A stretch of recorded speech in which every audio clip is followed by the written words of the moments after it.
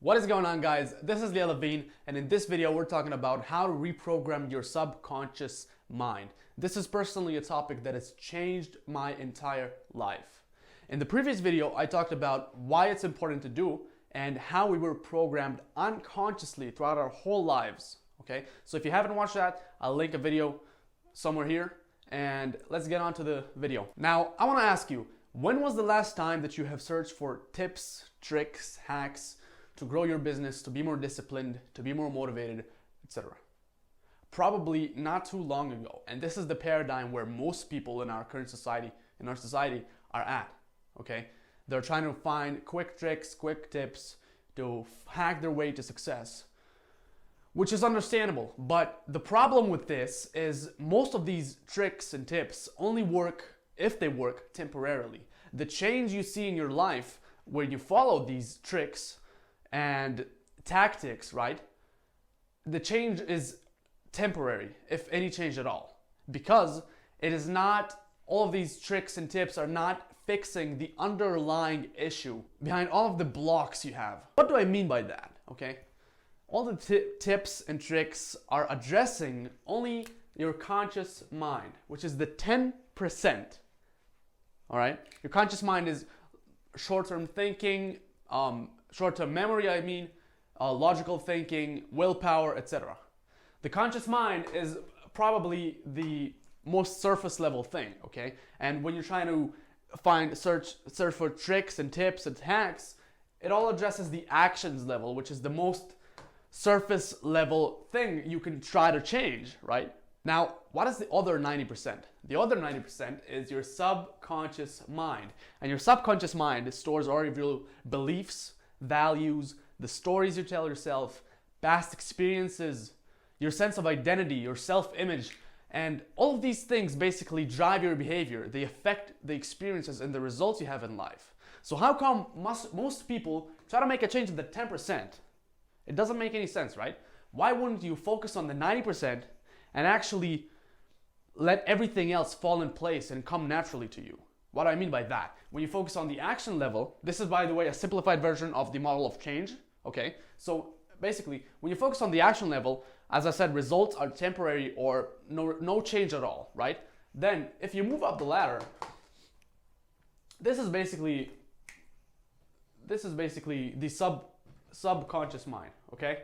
And if you make a change or a shift at the identity level, everything else will just fall in place for you. The things you do, the habits you have, the things you have, okay? They all come naturally to you because they're a part of who you are. So, in order to do something you never did before, you need to be someone you never been, okay? That is a very powerful quote. First of all, you need to make a change at the identity level. And how we do that? How do we do that?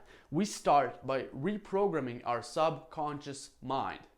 But I believe that the first step is understanding how we were programmed unconsciously in the first place. So if you haven't watched my previous video where I talk about the self-programming cycle, I'm gonna link somewhere, put a link in here or in the description, whatever. And after you watch that, come back to this video. And now you'll see how you can start actually reprogramming your subconscious mind, because the current programming you have is not helping you reach your goals. If it did, then you probably would be in a different place, in a place where you want to be, okay? But if you're watching this video, you probably are not satisfied with your current situation, so we gotta start rewriting that programming, okay? And how do we do that? Step number one, and this is something that most people don't even do, is, so the identity level is also a part of your vision. What are you a part of, okay? And first of all, the first step, as I said, you have to think about what is your goal and what is your vision. What do you want your life to look like, okay? But you can also focus on a specific goal. Let's say, for example, you have a goal of creating a business that is making you $20,000 a month profit, okay? So let's say that is our goal. The first step is, what is your goal, okay? Look at your vision, look at your goal. That's it. Actually, write that down even. You gotta write that down. And now the second step is, when you think about the goal and the vision, what disempowering beliefs are coming up towards that vision? What stories are you telling yourself? What behaviors are you experiencing when it comes to that vision or goal? okay? So for example, you could have a goal of, like I said before, $20,000 a month business. If you have a goal of $20,000 a month, but you believe that money is the root of all evil, or you believe that all rich people got rich by scamming people and they got lucky and stuff like that. You see the difference here, and you see how this doesn't help you?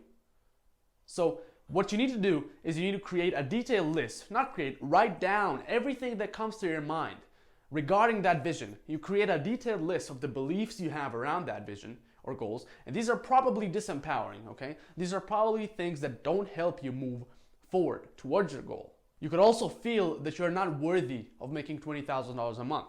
There's a lot of things, a lot of them are unconscious and you're unaware of it, but once you really sit down and think with yourself and you write down everything that comes to your mind, it just becomes much more powerful. The third step, you have to rewrite every disempowering belief into a positive, empowering belief, a positive affirmation in the present tense. What I mean by that, I, Leah Levine, am becoming more and more conscious throughout the day. I, Leah Levine, am feeling more and more worthy of having my dream business. And if you want to leave this video because I talked about affirmations, you have to understand if affirmations didn't work for you, you probably did them wrong. So stay in the video just for 2 more minutes so you can see why it didn't work for you and how you can make it work for you, okay? Because I really got to nail that down your head. Affirmations work. This thing worked for me, and it worked for millions, I bet millions of other people, and it changed millions of other people. So step number 4 is you want to either record these affirmations that you have wrote or read them out every single morning and night. Why morning and night? Because when you first wake up and when you go to sleep, your conscious mind is tired already, right? Because willpower is finite, okay? And basically there's less of a filter and your subconscious mind is more easily influenced, okay? So what you want to do is you want to write out, read or listen to those affirmations every single day, twice, morning and night. What I recommend for people is to actually record those affirmations and listen to them. Why? Because it makes it easier for you to visualize while you're listening to them. It's a little bit harder when you read out to also visualize, but visualize. Yeah, that is the reason that affirmations don't work for people. What they do is just read them, and the only thing that works is their conscious mind. They're like, Leah Levine is a money magnet. Okay, next affirmation. You see, that's not how it works. When you read the affirmations or when you listen to affirmations, you have to do 2 things. Number 1, visualize yourself the attainment of the thing that you want to get, or yourself doing what you want to do, right? So you want to actually see yourself mentally in a place where you want to be at, in a place where the affirmation is like, relevant. Okay, so the first step, because your mind doesn't know the difference between something that is real, that is happening in reality, and something that is in your mind, in your imagination. It doesn't know the difference. You want proof to that? Okay, think about an awkward experience that has happened to you. Not an awkward, like something embarrassing, or even something that hurt you, Think about an experience from the past that makes you feel uneasy, okay? Think about it, and now actually visualize it. Visualize yourself in that experience again. Are you starting to feel the same things that you felt when you were there? So if you can actually feel now that this experience is real, but it is in your imagination. So if you start to feel now that this experience is real, as if this experience is real, how come? Anyways, you see what I'm trying to point here, right? So this is why it works. It works. You gotta try it. So the first step in your affirmations was to visualize them. But then you want to actually emotionalize the feeling, okay? You want to actually feel the emotions that come up with the affirmation. These are 2 very powerful things that you have to do when you're reading those affirmations or when you're listening to them. So 2 things, when you read the affirmations, visualize and feel. Very, very key, okay? Visualize yourself in the position where you want to be at in the affirmation. So Leah Levine is a very powerful mindset coach, and the customers are finding him and are extremely interested in his product. I will visualize myself creating those videos, getting the engagement, you know, I will visualize myself helping people and being at the video call with them and helping them. I will visualize people sending me money, right? And I will also feel, how does it feel to actually change a person's life? How does it feel to have a freedom business that gets you free, you know? And how does it feel to the fulfillment, the joy that comes from all of this? This is what makes affirmations work, not you reading them out loud. Because when you only read them and you go through the stage, then it only stays at the conscious mind, 10%. When you feel, when you visualize, it goes to the 90%. And now you might say, oh, I don't want to try affirmations. Or do me a favor, just try them for 2 weeks. 2 weeks, do it for 2 days, do it twice a day for 2 weeks, and trust me, you will see magic happen in front of your eyes. You will feel yourself change and you will feel the change. And if you keep doing it over and over, then the results will be astounding. All right? People have been doing affirmations and reprogramming their subconscious mind in the same way for years upon years, and they keep changing and transforming and evolving themselves. Okay? So you must try that yourself. When you do those affirmations, with each repetition, you start to believe, and you start to have more faith and more conviction in that affirmation. And you start to create your brain starts developing new neural pathways. And this is how you rewrite the programming. This is how you reprogram your subconscious mind.